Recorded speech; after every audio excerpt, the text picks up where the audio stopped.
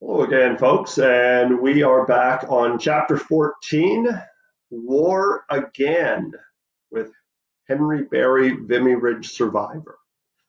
One day in 1939, after the fair, while doing the chores, 12-year-old Gordon asked Henry, "Dad, why do people go to war?" "Well, Gordon, sometimes people need help, and sometimes there's no other way to stop people from hurting others without going to war." "Is that why you went to war, Dad?" "I went to war because I wanted to help. I did some good things, and there were other things that I couldn't do anything about. But I want you to remember, no matter what you might do or see, God is always with you. And if you ask Him for help, He will never let you down. You just need to remember to ask Him." "I like to help too, Dad." "I know, Gordon, and you're a big help." A year later, Henry and Nettie talked. "Nettie, I'm thinking I should enlist in the Home Guard. We've been working this farm for 18 years and we're still just scraping along. I don't want Gordon and Ralph to have the same life I did. We should be able to do better than this." "How will serving in the Home Guard help us, Henry?" Nettie asked. "Well, after I got back from the war, they gave me $420. I used that money to buy this farm," Henry said. "Henry, they gave you that money because you got injured, and you deserve that money. You stood at the gates of hell and they paid you a measly dollar a day for that. What makes you think this will be any better?" Nettie said angrily. "Nettie, it will be better. I won't be leaving Canada. They told me I would be stationed in Halifax and watching for German spies. And we could use the money. You remember the Nichols farm down the road from your folks? Well, they're willing to sell it to me in a few years. They don't have any boys and they aren't sure what they're going to do. And it's great land, much better than this land. We could have a large dairy farm and the boys would have a real future. I don't know why you never requested a pension.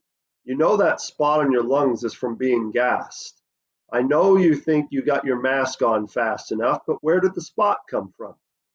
You have always had coughing issues since you got back. If we need more money, why don't you apply for the pension?" Nettie asked. Henry replied, "Because I'm not going to ask for a handout. It's not right. So many families lost a lot more than us. I'm not going to ask for help. To me, this is a small sacrifice compared to what others have been through. But if we can do this, we can buy that farm. The girls and boys are old enough to do the chores. Father and mother can still help, and Tom and his family are always available. We should do this. Why don't you want to move closer to your folks? In fact, they could move in with us if necessary," Henry asked.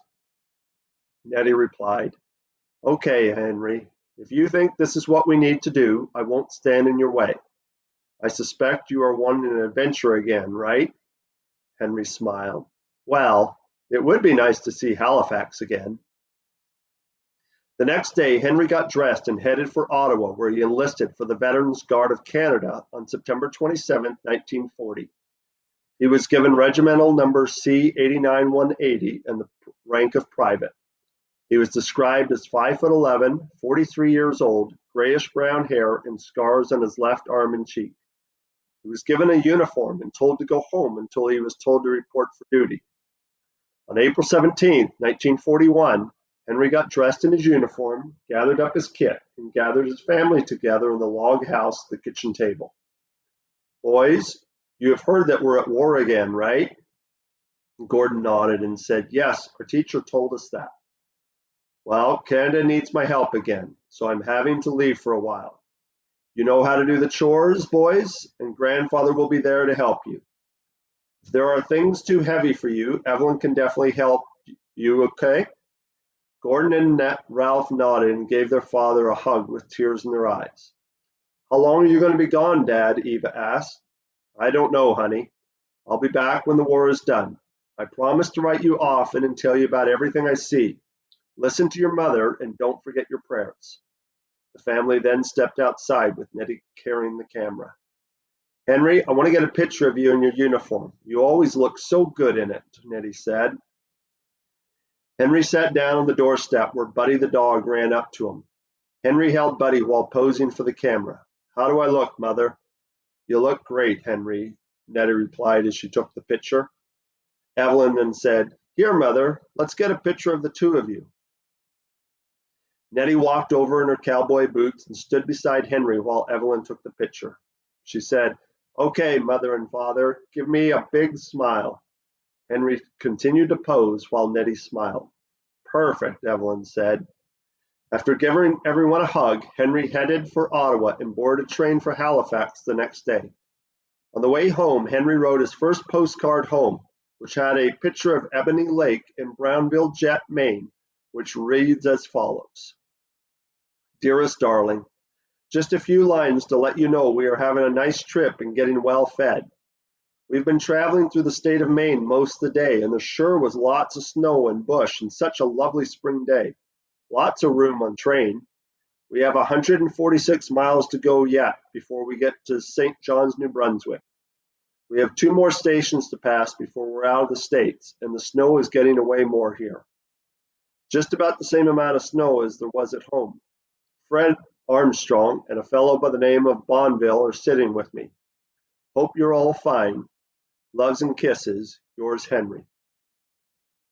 After arriving in Halifax, Henry wrote his next postcard, which had a picture of a moose. "Halifax, April 20th. My darling. Just a few lines to let you know that we got down here to Halifax okay. I think we're going to Dartmouth, but we don't have our orders yet. There are a lot of rumors where we're going, but no one seems to know. I think it's Dartmouth, but once I find out, I will send you a postcard as to what the address is. For now, just address it to me and put Dartmouth as the address instead of Halifax. The snow is all gone here, but it's very cloudy and damp. Fred and I are going downtown for now, and we'll be back this evening to see if our orders have came in. Hope you're doing fine, dear. Heaps of love and sweet kisses. Ever your loving husband, Henry." Henry did end up being posted to Dartmouth with Fred Armstrong. His days consisted of being on guard duty around the munitions building, watching the ocean for German ships or subs, helping police the area when needed. He continued to serve with honor, attending church every Sunday with Fred, and maintaining order without incident.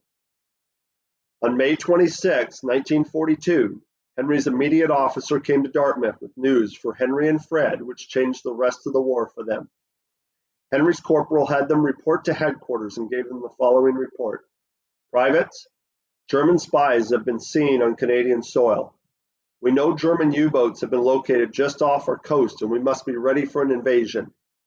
We believe the spies are trying to ascertain landing beaches, the locations of our telegraph lines, and the corresponding railways. Anyone seen in these areas, particularly at night, are to be questioned and captured if necessary. Make sure you're following patrol procedure and be alert.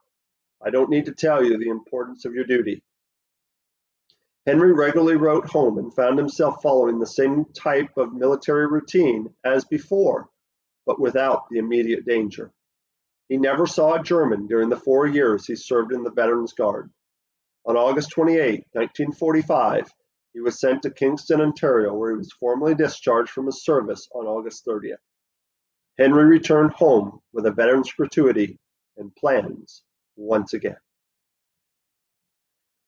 And so this chapter is looking at, first of all, if you were to look at some of the pictures that we had halfway through the book, it makes some reference to the context of where some of those pictures were taken.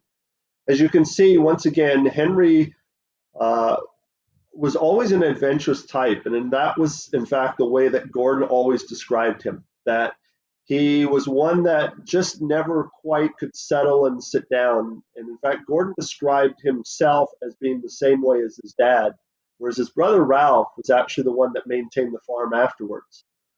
Gordon went on to become a police officer, which we'll be reading about in our next chapter. And it was interesting to see how the two boys really took after their two parents. Gordon described himself as being more like his dad, and Ralph was more like his mom. And so you can see once again that Henry's desire to serve, as well as the motivation for improving the fortunes of his family, were really the two main motivators between his service on behalf of our country. So thank you very much, and we'll see you next week.